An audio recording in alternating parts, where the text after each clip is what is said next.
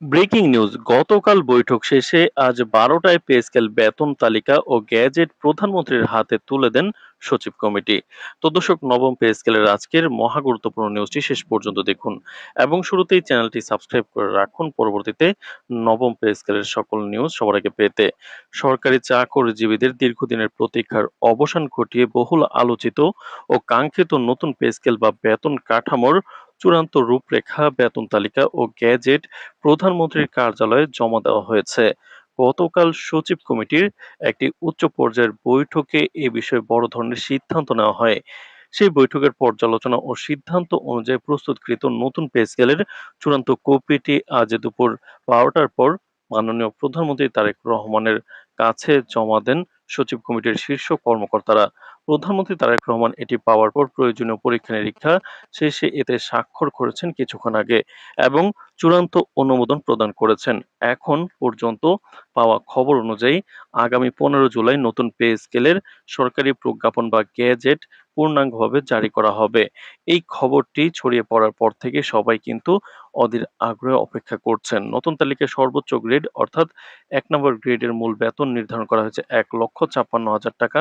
এরপর ক্রমান্বয়ে দ্বিতীয় গ্রেডে ১,৪০,০০০ টাকা, তৃতীয় গ্রেডে ১,২৫,০০০ টাকা, চতুর্থ গ্রেডে ১,১০,০০০ টাকা, পঞ্চম গ্রেডে ৯৮,০০০ টাকা, ছয়তম গ্রেডে ৮৬,০০০ টাকা, সাততম গ্রেডে ৭৫,০০০ টাকা, আটতম গ্রেডে ৬৪,০০০ টাকা, নয়তম গ্রেডে ৫৬,০০০ টাকা এবং ১০তম গ্রেডে ৫০,০০০ টাকা বেতন নির্ধারিত করা হয়েছে। একইভাবে নিম্ন ও মধ্যম গ্রেডের ভারসাম্য বজায় রেখে ১১ নম্বর গ্রেডে ৪৫,০০০ টাকা, ১২ নম্বর গ্রেডে ৪১, ১৩ নম্বর গ্রেডে ৩৭, ১৪ নম্বর গ্রেডে ৩৪, ১৫ নম্বর গ্রেডে কিন্তু ৩১, ১৬ নম্বর গ্রেডে ২৮, ১৭ নম্বর গ্রেডে ২৬, ১৮ নম্বর গ্রেডে ২৪,৫০০, ১৯ নম্বর গ্রেডে ২৩,০০০ টাকা, সর্বশেষ ২০তম গ্রেডে সর্বনিম্ন ২২,০০০ টাকা বেতন নির্ধারিত হয়েছে। তো দর্শক, ভিডিওটির এই মুহূর্ত পর্যন্ত যারা দেখছেন চ্যানেলটি সাবস্ক্রাইব করে রাখুন নবম পে স্কেলের সকল নিউজ সবার আগে পেতে।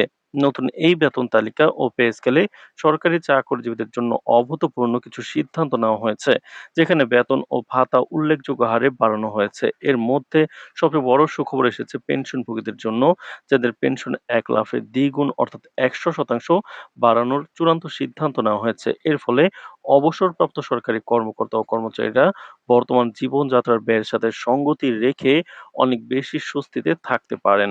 তার পাশাপাশি চাকরিরতদের বেতন বৈষম্য দূর করার জন্য গ্রেড ভিত্তিক বেতন বৃদ্ধির হার নির্ধারণ করা হয়েছে।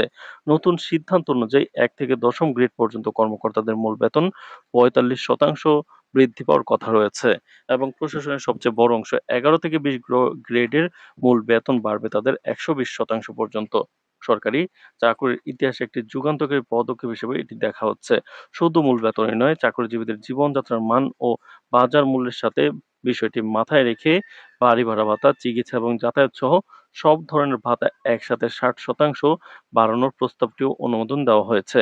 তবে এই নতুন পে স্কেল কবে থেকে এবং কিভাবে পুরোদমে কার্যকর হবে তা নিয়েও বিস্তারিত বিশ্লেষণ চলছে। সবকিছু ঠিকঠাক থাকলে এক ধাপেই আগামী আগস্ট মাসের বেতন থেকেই এই নতুন পে স্কেল ও বর্ধিত বেতন ভাতার সুবিধা চাকরিজীবীরা পেতে পারেন। অর্থাৎ আগস্ট মাসের বেতনেই নতুন পে স্কেল কার্যকর হতে পারে বলে বিশেষ সূত্রে জানা গেছে।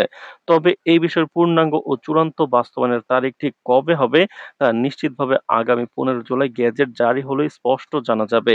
এই গেজেট জারির আগে সচিব কমিটির আরও কয়েকটি বৈঠক হওয়ার কথা রয়েছে, যেখানে বাজেট বরাদ্দ ও অর্থ মন্ত্রণালয়ের টেকনিক্যাল বিষয়গুলোর সাথে এই ধাপগুলো কিভাবে সমন্বয় করা হবে তা নিয়ে চূড়ান্ত পর্যালোচনা করা হবে। সব মিলিয়ে দেশের লাখ লাখ সরকারি চাকরিজীবী ১৫ জেলার অপেক্ষায় রয়েছে।